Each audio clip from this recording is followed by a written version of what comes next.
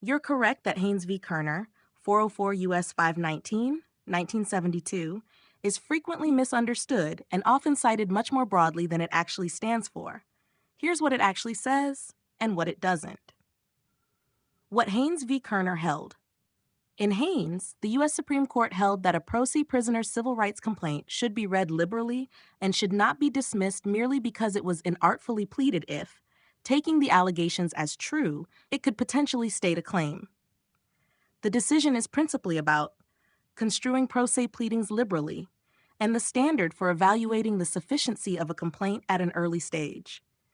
It is not a decision that says pro se litigants are exempt from procedural rules, courts must overlook failures to comply with deadlines or service requirements, pro se litigants automatically prevail on procedural issues, or pro se litigants are held to a lower standard throughout litigation.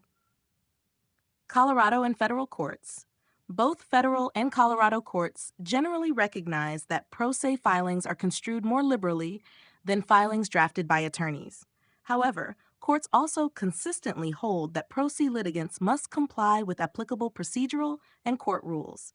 For example, courts routinely require self-represented parties to comply with rules governing service of process, filing deadlines, pleading requirements, discovery, and local court rules. A court may give some leeway in interpreting what a filing is trying to say, but it does not ordinarily excuse noncompliance with procedural requirements simply because someone is self-represented. Competency and self-representation are different issues. One point I'd refine is this statement.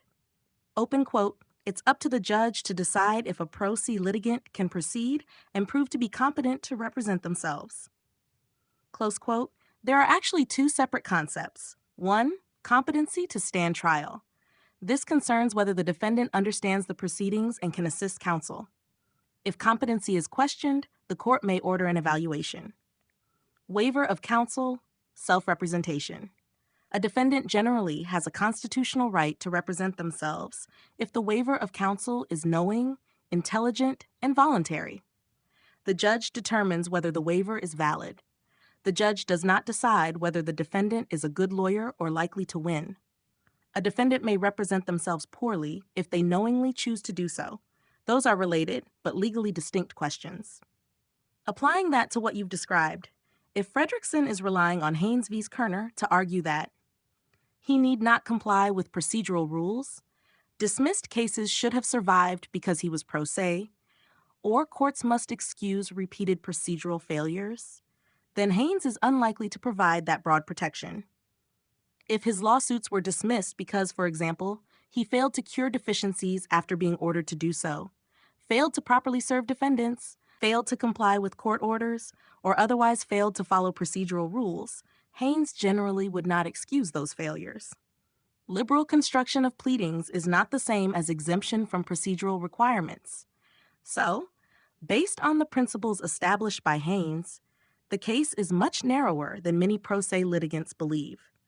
It helps ensure that courts read a self-represented litigant's filings fairly, but it does not relieve that litigant of the obligation to comply with the rules governing the litigation.